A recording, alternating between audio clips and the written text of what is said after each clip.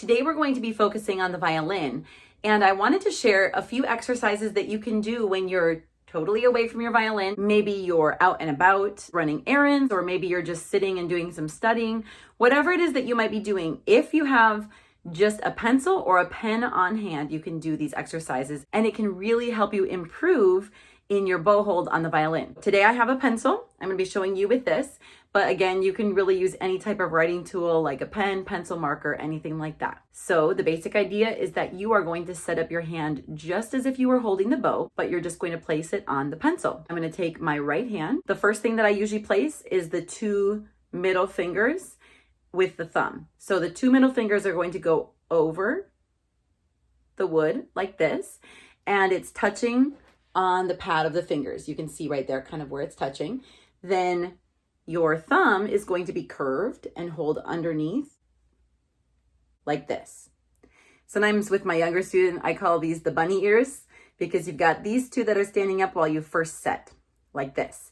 Then your pinky is going to be curved like this, and then your first finger is going to be resting, and it rests between these two knuckles right here and right here. The pencil is just kind of supporting your finger and it's resting, taking like a little nap right here. All right, so once you have your bow set, there's a couple different exercises that you can do to strengthen your hand.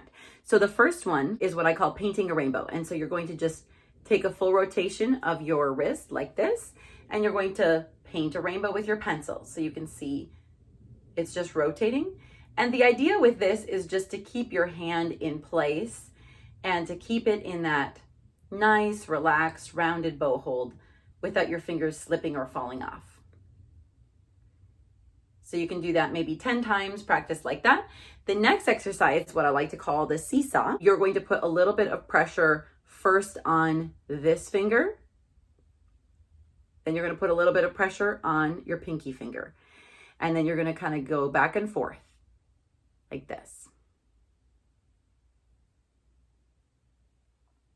And so it's almost like a pendulum swinging with your thumb underneath. Now, the idea with this exercise is that your fingers are going to be moving a little bit to try to support the motion and the weight changing, but you do want to keep the same general shape. You want to keep your pinky curved right here, and you want to keep your thumb should remain curved as well underneath. This third exercise, you're going to be pulling your fingers inward.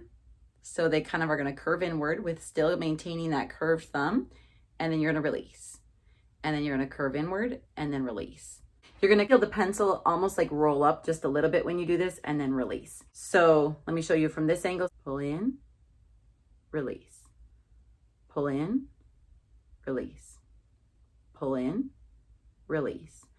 The motion is simply coming from my fingers. My arm is not pulling back at all like this. It's simply the top fingers kind of pulling in towards my palm and then release. Pull in, release. So that's exercise number 3. The last one is just to bow in the air. So you're going to pretend like you have your violin. And so you'll raise your right arm. You want to maintain a very relaxed shoulder, relaxed arm, and then pretend like you have your violin on your shoulder, and you're going to pull downward, move down, and then come back up.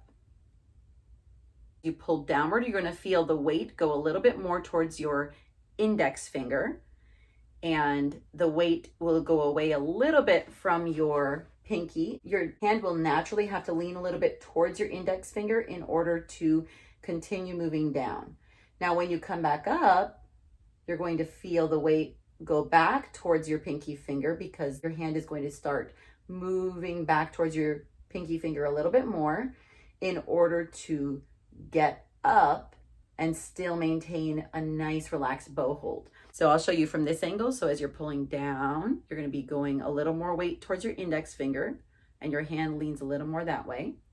Then up, and your hand starts to lean more towards your pinky as it pulls upward, as well as your thumb starts to also pull inward just a little more, drawing up your hand to bring that bow up. So this is a great way to practice, just down, up,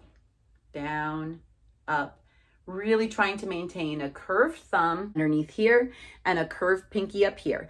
So those are all exercises that you can do to start working on a better bow without even having your bow with you. And as you know, if you're a beginner on the violin, you have these two pieces that are constantly going. You have your violin and the technique with your hand over here, but then you also have your bow over here and a whole different technique for your bow. So sometimes it's very helpful to split those two things up and to practice them separately and find ways to practice them at different times so that you can strengthen one or the other without having to worry about both at the same time.